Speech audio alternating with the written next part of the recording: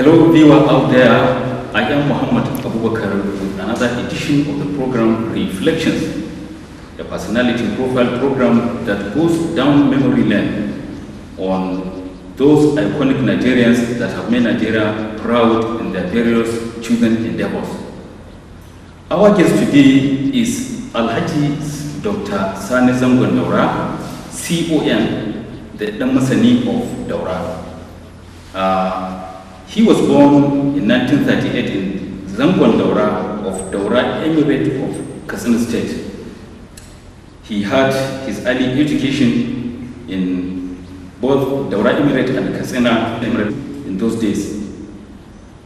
It will interest you to know that Alhaji Sani Zango Daura, as a cabinet member of the defunct Olusegun Obasanjo administration, Nigerians to resign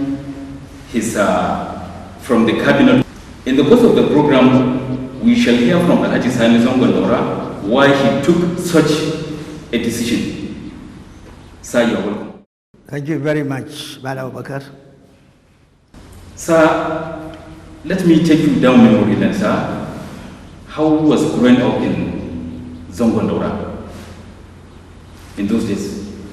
Well, I was born there, and I entered Zango Elementary School, headed by a very good, responsible, conscientious headmaster, in the person of Malam Hussaini Musa, the son of late Yama of Daura. He was very good, very disciplined, very dedicated. He taught us very, very well. He really took care of us. He regarded us as his own children. And I can reckon that his school throughout the Daura Emirate was the best and kept on producing the best materials for going to Katsina Mid School and other colleges. So I grew up there. Okay. So, I mean, what type of childhood did you have? Well, it's rather complicated when you say what sort of childhood. Was it full of restrictions?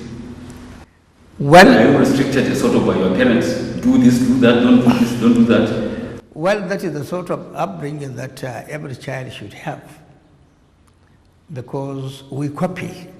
Children copy what they see their parents were doing. And it is the responsibility of the parents to make sure that they have brought their children, they give them very good upbringing by challenging their minds on what should be done and what should not be done. That is normal in those days. But possibly now, people think that their parents have no hand in shaping their character, in shaping their way of life, etc., etc. But we were so brought up also at home. Wherever our parents were going, if they go to farm, we went together with them. If they went to market, we went together with them. For example, my father is a petty trader. I can call him petty trader. And we always assisted them in such kind of business. We buy groundnuts, we buy hide and skin, and we also bought from Kano this shirting materials. Okay. At that time we called it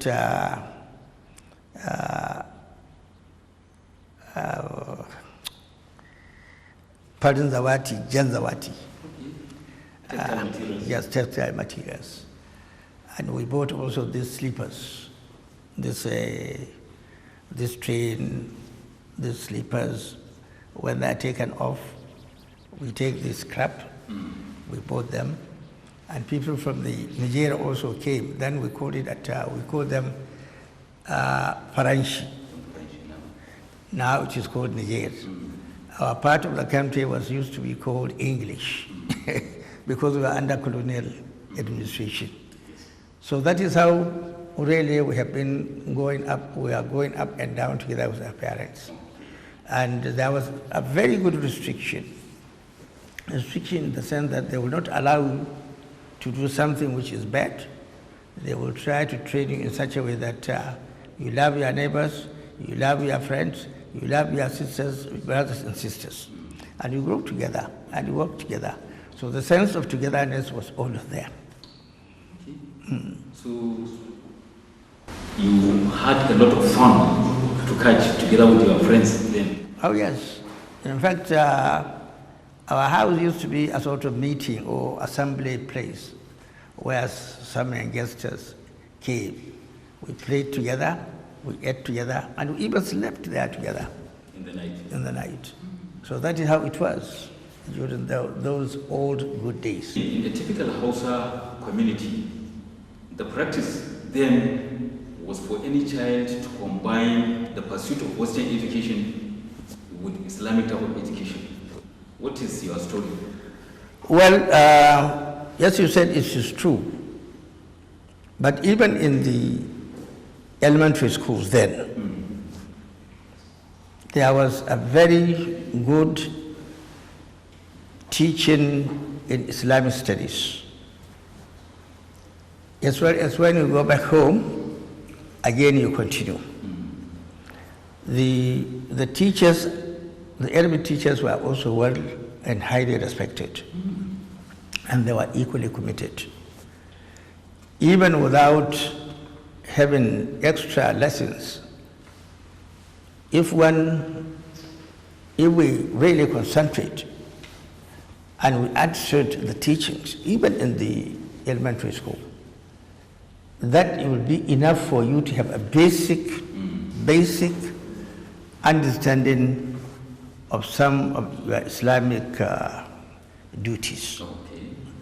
It prepared you to know how to pray, etc., etc. And like now, without anybody saying don't do it, I find it very strange that these Islamic teachings are hardly done or carried out in our schools. During our time, even in mid-school,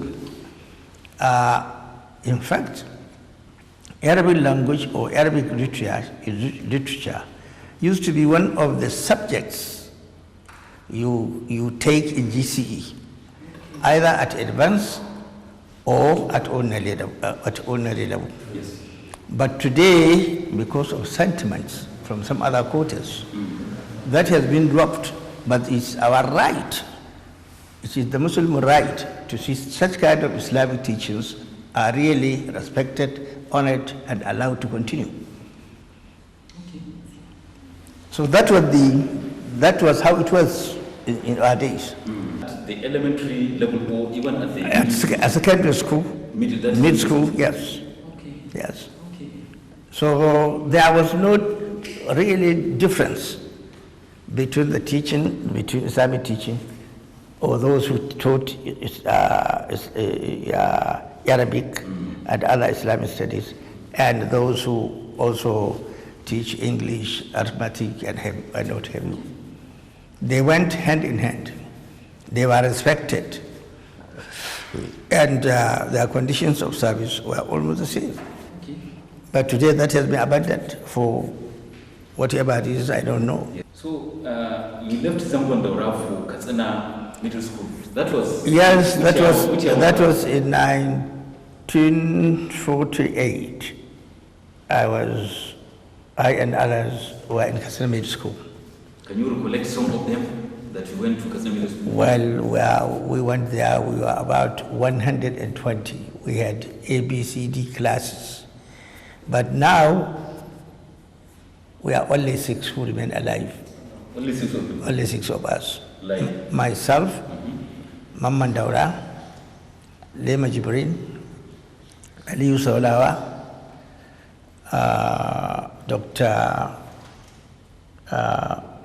Dr. Tukur Abdullahi, Chinya, very good. and Major Adamu, Bala Adamu. So only 6 now.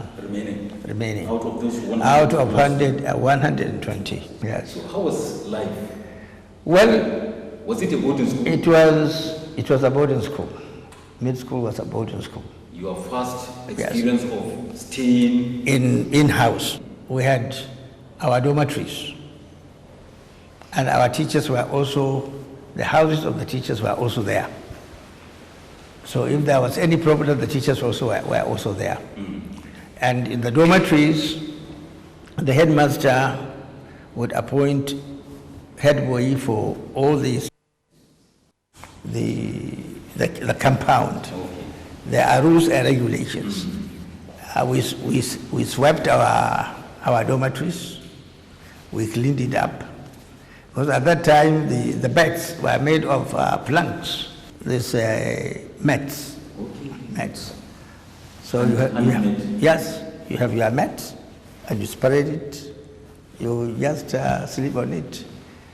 In the morning, you take it out, air it out, and you even remove the beds, put them out, and then when you come back, you put them back, you take them back to your dormitory. At 9 o'clock, there is what they call light out. All the students will gather together. So there will be a roll call to see whether all of us were in. Anybody who was not in would be sanctioned. What about sanction? Well, flogging. He will be reported to the headmaster, and if the offense merited flogging, the boy will be flogged, whipped, either 6 times or 10 times, depending on the gravity of the offense. You as a wife, were you ever flogged? No, I was afraid of it, so I was not. I feared very, very much indeed. Okay. So I tried as much as possible to be within the law, within the rules and regulations. In a typical school environment, a boarding school for that matter, cases of bullying, that is the stronger ones to be bullying. Quite frankly, that was quite avoided by the presence of this head boy and senior prefects and junior prefects. And they have also got other supporting students to support them. So if there is any quarrel, these people will look into it. If the headmaster has to know, that the headmaster will be informed and action is taken accordingly, without fear or favor. So that means you were never... No. We are friendly, we are friends. Although you see, we were really friends. The atmosphere was quite nice, was friendly, and it is just like sisters and brothers. Oh yes. So that means you were in the Kasana Middle School for how many years? I was there from 1958 to December, or 48 to December 1952. That I moved, it was during our time that the mid-school was promoted to secondary school. We had some European teachers, British teachers. One was Mr. Elan, I could remember the other patient who was in charge of the school. They persuaded me to stay on because we are one of the bright chaps. But I said, no, I was tired. You were tired of what? Yes, I was tired of just mid-school. I wanted to go elsewhere.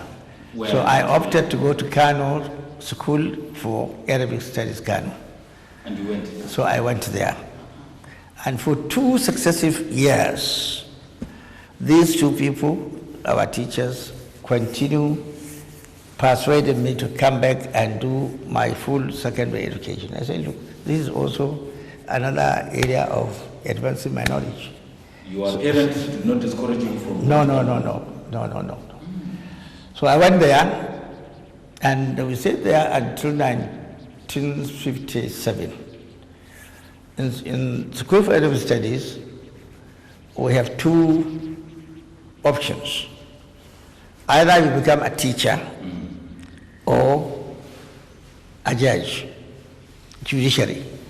So which means you had two options. Yes. To become a teacher or a judicial. Yes, staff. But in my own case, up to today, I wanted to be in a position where I can look at cases and pass judgment. Because I'm always interested to make sure that anybody with truth will get it. So that but unfortunately for me, I refuse to take it. Because I don't like to be influenced. My parents were alive at that time. And we have so many connections. And maybe if I were to become a judge, an alkali, somebody would go through my father, whom a relative, to come and persuade me to influence the judgment. That I will not do. So rather than become at loggerhead or incur the anger of some of my parents or my friends, I refused to do it. So I took to teaching. So I was a teacher initially. A teacher with two legs. Because anybody who went to ETC or HETC, he has one leg. Because I can also teach arithmetic, English, and what have you.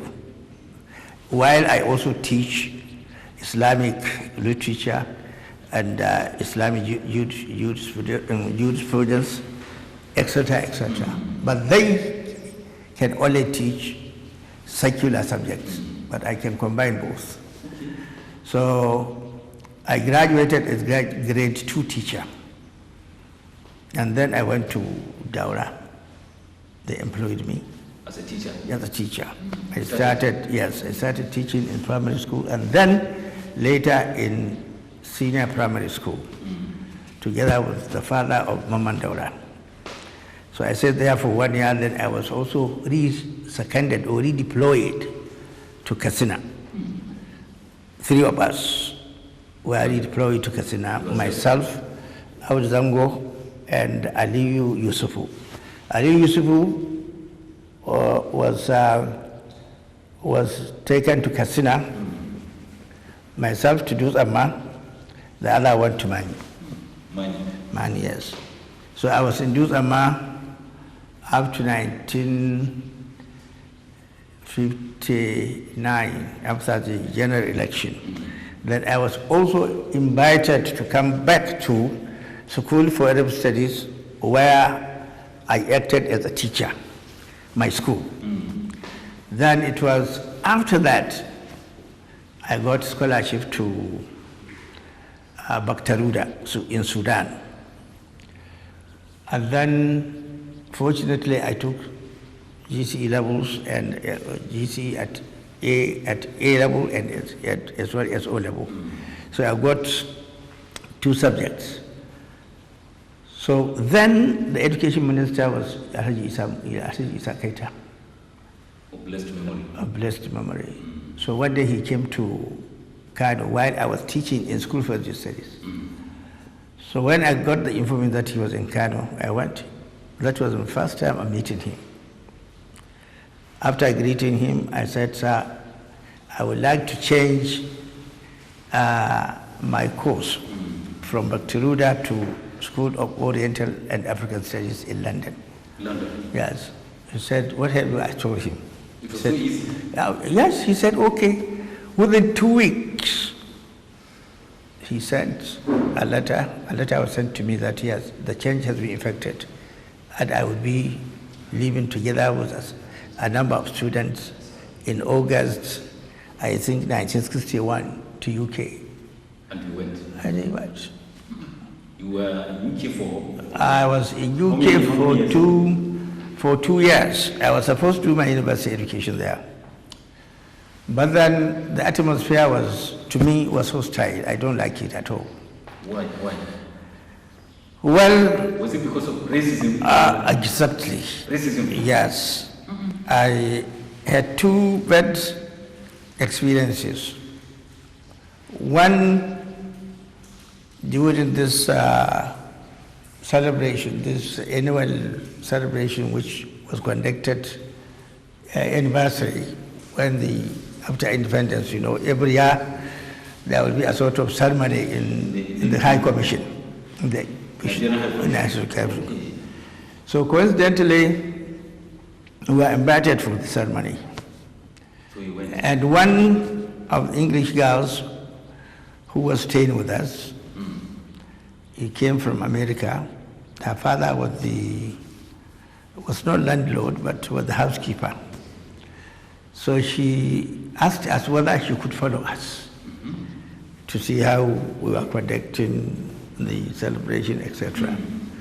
So I rang High Commission. I got the secretary to the Agent General then, late Abdul Malik. So he said, no problem, you could come with her, no problem. She's not our girlfriend, she's not. So in the course of our walk to the bus stop, we met a group of hooligans. And they started shouting at us and abusing us simply because in the heart of London. Around here, around Lancaster Gate. And they are abusing us, simply because they saw us with their gun. And she's not our girlfriend. They didn't know? They didn't. Well, they didn't know, but even if she were our girlfriend, they shouldn't have reacted the way they did. So anyway, the girl was embarrassed, and we walked and we boarded a bus. We dropped at a place where we walked straight to Mayfair Hotel, where the ceremony was taking place. On our back home, about 12 o'clock again, almost on the same spot, we met, whether it is the same or another group, they did the same thing to us. I felt very, very bad. The second incident was, I was taking literature, English literature, and our teacher, we used to have this, he was coaching us. So I used to go to his house. So one day it was already snowing. So I went to my underground. I came out. And then I met quite a number of these young English boys playing with these ice balls. Okay.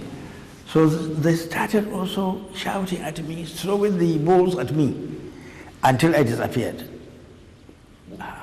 So just because I'm black. Yes. So these two incidents made you to persuaded me not to continue and try to be in London. So in 1960, I came back to Nigeria, and I applied in 5 universities: Ahmad Bello, Ibadan, Lagos, and Nsukka. And from all these, I got admission. I wanted to do economics, but Ahmad Bello gave me to do law. I said, no, thank you. So a friend of mine at Fawali advised me to go to Lagos because it was only 1 year old then. It was opened in 1962, and most of the teachers were foreigners. So I went to Lagos. Yes. So I went there, and I graduated in 1966, came back to Kaduna. Within 2 days, were employed, posted briefly to Ministry of Education, where I stayed for about 6 months. And then later, I was reposted to Ilorin province. Ilorin? Yes. You see, at that time, you don't have to lobby. You don't have to lobby anything. All your rights will be given to you without you asking. It will be there. So I reported to provincial office in Ilorin. At that time, the permanent secretary or the provincial secretary was Jibrin Bala, very good man. And there was a DO in charge of all this, so I reported to him. I said, okay, the following day, I was reposted to Old Busa, Western Bogu, as ADO. Assistant District Officer? Assistant District Officer. So I met my DO there. Still we are together with the family. He's now late. And I said they have not quite 1 year. So in 1968, I had my name announced over the radio as one of the commissioners for North Central State Government. Under the North Central State Government comprises which? Katsina Province and Zaria Province. That was North Central State. Under the military governor Abakari, Major Abakari then subsequently Brigadier Abakari. So I was there with him for about 9 years until government was toppled. So he appointed me Commissioner of Information, Adult Education, Community Development, and about 4.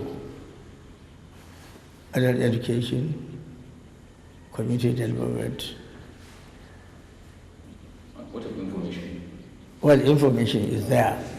It's about... That is for the second time? No. This is the first time. Of you becoming... Yes, under the military governor's office. So I was there for about 4 years. I was there when I transformed it into ministry. And then in 1972, I was deployed to Ministry of Health and Social Welfare. So I was there until when the coup that toppled General Gowon's government took place. So we were there together, and we are also out together. So that is how it is, that is how it was. Sir, at what time of your life, at what time of your life did you tell yourself, I want to get married?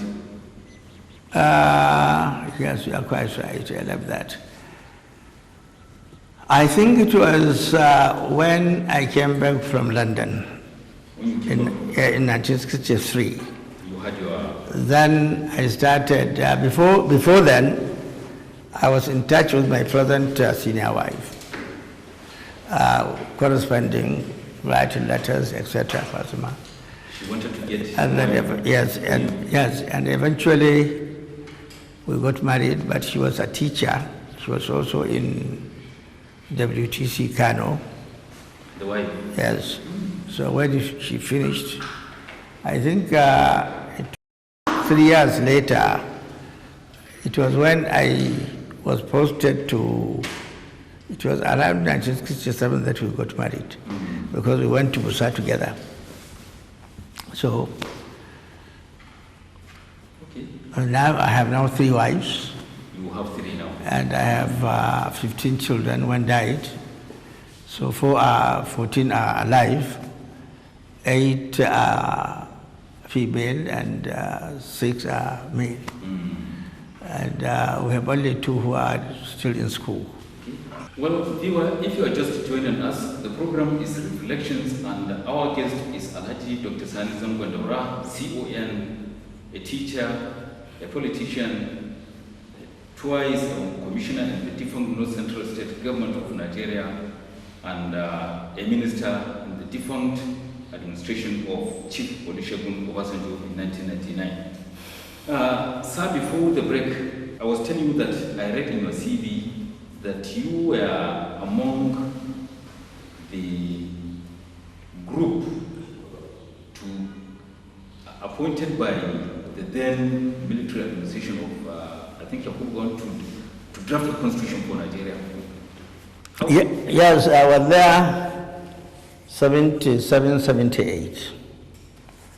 So after the 549 wise men drafted the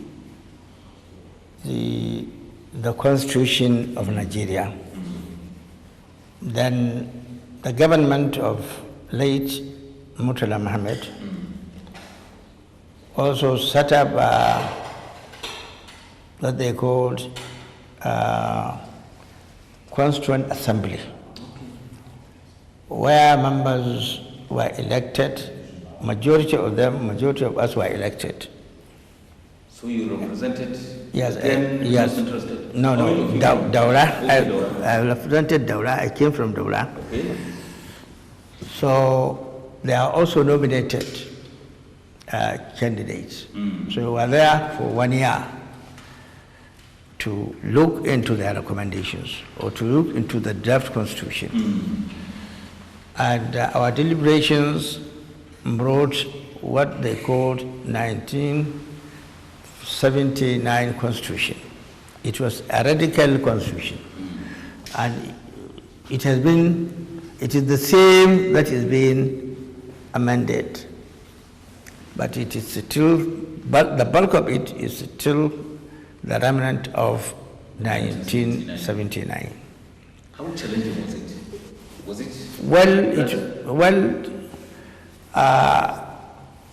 I think the various conflicting interests were really taken into account. Like? And like, for example, we wanted Sharia to have a separate Supreme Court.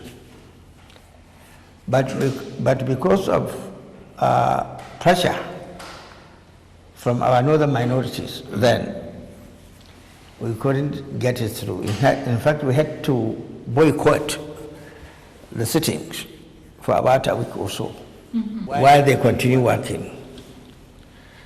So at the end of the day, there was a compromise that, okay, there should be a division of it in the Supreme Court. We were not able to get a separate Supreme Court for Sharia. And to me, since there is that English court, which is not our own, this, even in the Inns of Court in England, still one of the sources of law is Sharia. Even in England, they put it in the Inns of Court. So there are quite a number of issues, really, which I cannot now remember very well. But eventually, we succeeded, and then we started from there national movement, which culminated into a political party which is called NPN. We started during our city in the Constituent Assembly. It gave that movement. Yes, it gave rise to NTA, National Party of Nigeria. Oh, yes. Which I think eventually Sheikh Shagari became the president of the country. So, at what point in time of your life did you join politics? I could have told you that much earlier. In fact, I started politicking in Kano in 1953. That is when you were in school for Arabic? Yes. As young as I was there. But my approach in life is that of NEFU. And I have never joined NEFU. Northern Element. Progressive Union. But I have never joined it. I joined NPC. Why? Because you can be heard there. That is an isolated case. You'll be shouting in the bush. And nobody will listen to you. But if you are with them, you can be listened to. If you are not listening to you, yes. To pitch tent with. Oh, yes. Because you can be listened to. You will not be regarded as an outcast. You will be with them. You will be debating, discussing issues with them. And that does not mean that you will not put your point across. You will do it in such a way that, yes. So that means you got what you wanted to achieve in PRP, you got it in MPN. Oh, yes. Because I was friendly to almost all the big shots. And they know me, and they know that I'm straight. I don't mince words. I go straight to the point. Still I'm polite, I'm courteous to our elders. We have never abused them. So, even as all university MPC students, whenever we met, we discussed, however heated it would be, we had never criticized our leaders. But if we have strong points, we will go and discuss it with them. So it is a trend now. What? It was never so during your time. It was never your idea of driving phone in those days to be criticizing your leaders. No, it's not worth it. If you want to be listened to, and you wanted your point of view to be listened to, considered, and possibly accepted and used, you don't have to go wild abusing them. Because by abusing them, you are isolating yourself. Nobody will even look at you. So to me, that is a very good strategy. Be with them and tell them the truth. So, sir, the viewer might be interested to hear from you. What attracted you to politics? Well, to do good. By nature, I'm public spirited. And unless you have power and authority, whatever you wanted to do, you cannot do it. But if you join politics, then you are voted in, then you stand a better chance of doing the right thing, to help others. It's not to kill others, but to help others. So as long as you be useful to your people, to your community, that is how it should be done. Sir, let me take you down to memory lane. You became Dan Masanin Daura, the Dan Masanin of Daura, when the late Imam of Daura, Muhammad Bashar, was the Imam. How did it happen? Did you ask for it? I didn't. I was asked to come by the Emma to be appointed. Three of us, myself, my senior brother, and another very good brother of us again. I was turbaned as Damasani. So when was that? I think around, I was in government then. I think around, I can't remember precisely. But I was government, I can't remember. I can't remember whether it was. Northern Nigeria? No. During the North Central State government. When I was commissioner, I think it was around maybe before 70, maybe around 69, something like that. I can't remember. Myself and my brother, senior brother, is Matawale. He was a treasurer. He's now late. He was appointed. And the other one is Salisu Wali. So three of us were appointed. And none of us asked for it. But later on, I understand from somebody that because we were really at we are a sort of a thorn in the flesh of the Emma. So he wanted to calm her down, and so that we can be under his control. That is what I heard later, that he was advised to appoint to turban as his Karaga chiefs, which he did. But that has not altered our view. When we have to tell the truth, we have to. So relate with the Daura Emirate Council as a traditional title? Yes, I am. Up to today? Up to today. I have not been sacked. Okay. I'm still there. Sir, you made another comeback in government this time around in 1999 when President Olusegun Obasanjo became Nigeria's president for the second time. Well, even that was a coincidence. It was a coincidence? Yes, because I didn't ask for it. It was the governor, the late Umaru Musa Yar'Adua, the then governor of Katsina State. Now he came to London. He met me in London. He came to my house. I married his sister. But that is, but that is not the reason why he picked me. So we ate in the house.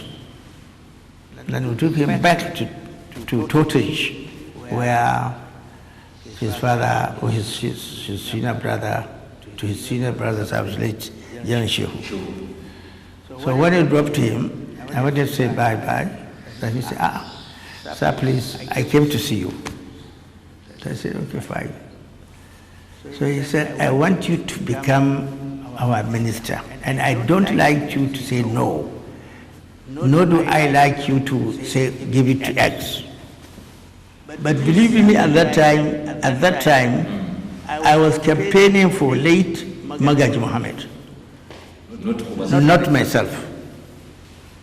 I was campaigning for. Who contested along Yes. against Yar'Adua. Yes. I was just for him, just give it to him. So when he said so, I said, okay, I accept it. So when I came back, people want us to meet at our cemetery district. I said, I will not meet with anybody. I was not looking for it. So I don't have to lobby anybody. So when we came to Abuja again, people wanted me to go lobbying the senators before the final screening. I said, no, I don't go to anybody to lobby. Not because I'm too big. No. So that means you didn't appear before the Senate? No. There is a sort of lobby prior or pre-lobby before you go for screening. That is what you didn't do? I refused to do that. I said, since I'm going for the final screening, and all of us will be there, I will go, present myself, answer the questions as much as you can. If they see me fit to become one, okay, no, fine. And that's what I did. So I didn't go to lobby anybody. Chiroma did not lobby anybody. General Danjuma did not lobby anybody. Ige did not. The ones that I know, they didn't go around before the Eventually you were screened. We are screened, and even from there, from what transpired, one could easily see that, yes, I was through. So that is how I came to Obasanjo. Obasanjo did not know me. One issue I talked about at the beginning of this program is that you shocked Nigerians when suddenly you announced your resignation from the cabinet. What exactly happened? No, I see those things. You see, there were quite a number of things. And I intend to write about my life. So I wouldn't try to be preempted. Anyway, there were quite a number of things leading to that. And resignation to me is not something that should be strange. I have been on my own for quite a long time. I do not depend on him. And from 1975, 3rd of August, when we were relieved of our commissionership, from that date to 1999, I was a private citizen. I'm on my own, doing private businesses, etc. So, to say enough is enough, It's not something that will be strange or surprising to anybody. Because But there must be a reason. well, the reasons will be out later, not now. Sir, you are no longer active on politics. Have you retired or you are? I have retired. I have retired and tired. At my age now, our children are growing. I've got one in the National Assembly. So we leave it to those behind us to come and carry on.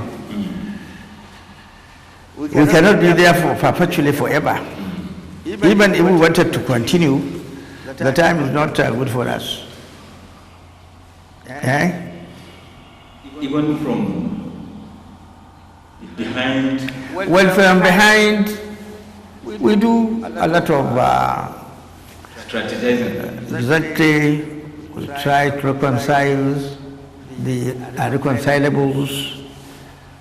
We try to drop a word here or there for the country to continue moving as it is, supporting the present administration, because every right-thinking, responsible person has nothing but to support this administration.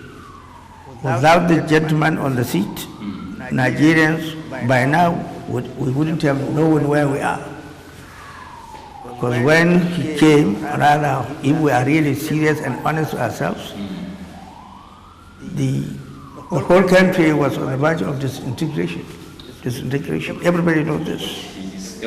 But he is now able, with the support of Allah, to stabilize everything, bringing gradually the country back to normalcy, back on track. So, if we are really sincere and we believe that we should move together as a country, then we don't have any better alternative. For now, we don't have anybody crying or trying to say, I myself, I will come. One on one, there is nobody like him. Put together again, nobody like him. Nobody. Not because you come from the same place, no. These are facts on the ground. You can be an enemy, yes. You can be a detractor, yes. You can be a saboteur, yes. But all this aside. Sir, observers are of the view that the attention being given to agriculture, you were yourself a one-time Minister of Agriculture in Nigeria. The attention being given to agriculture by the present administration, according to ours, is unprecedented. Is unique. When I came on board, was OBJ. Three ministries, which are core to the north: agriculture, water resources, environment. The whole budget of the three during our time was 3% of the total budget of the country. 3%. And he knows that he did it deliberately. And he knows that the food basket of this country, the people who are feeding this country, are the small farmers from the north. Did you call his attention on that? He will not listen. He's a soldier, a dictator. But even if we call his attention, ours is to advise. We are not more than that. And he can say no. Okay, here, over here, okay. And he will not do it. The mayor set three key ministries, which are also vital to the north, are given only 3% of the total budget. Now, sir, second to the last question. Nigeria is approaching the election period. In a few months' time, Nigerians will go to the polls to elect a new set of leaders.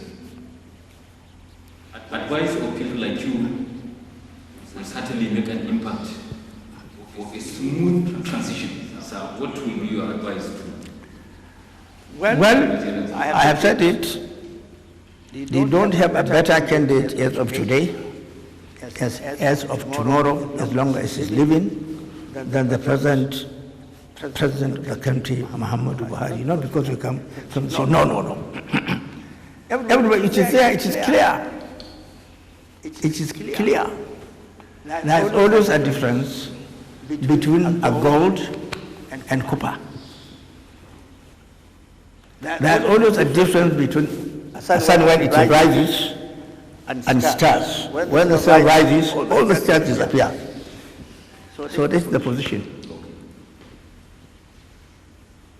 Lastly, sir, Mariam Foundation that you founded in 1982.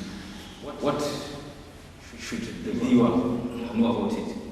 Well, we have not been in the air. We have been watching very silently, as you said, from 1982. And because we are doing it silently, gradually, systematically, and with results. What is it all about? So we are even given take election certificate by the federal government in 1982.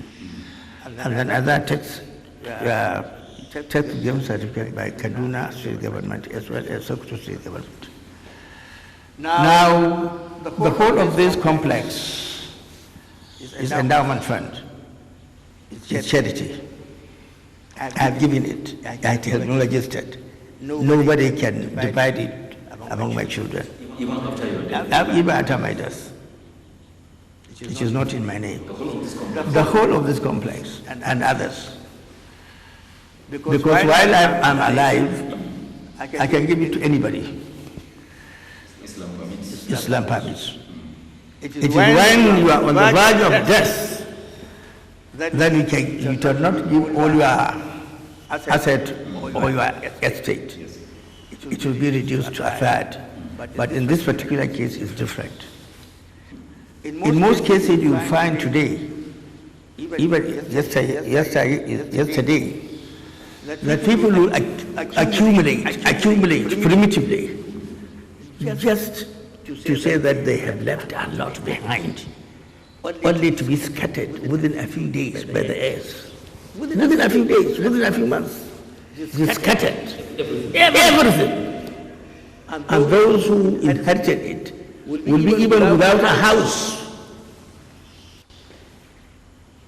We have got so many of them, example in Kaduna. So now we are doing this to help the less privileged. We don't give the money straight, we give scholarship. We also pay medical bills. To opens, anybody who comes along, he cannot do it, we take over, particularly if we have relationship with the understanding with the hospitals. We let them, okay, send the bill to us. We pay. Even now, we have got so many students on this scholarship. And even this year, we are going to take about 90 from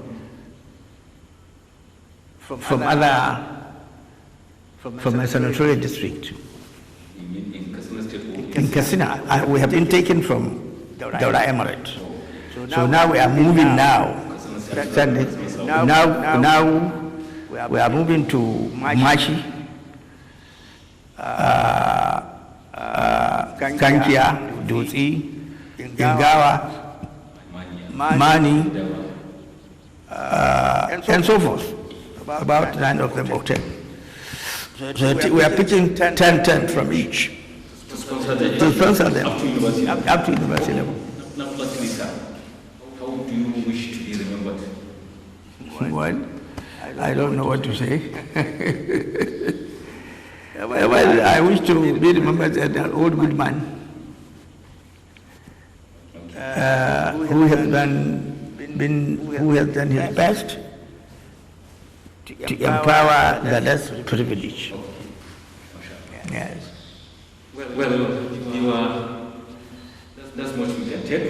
This edition of the program Reflections, as I said earlier, there is never a dull moment with Alhaji Sani Zango and Daura, Sani of Daura. Sir, thank you very much for finding time to be with us. Thank you very much, Abubakar. Thank you very much. Of the entire group that made it possible for you to be with us, I remain yours, Muhammad Abubakar, saying, have a nice time. Thank you.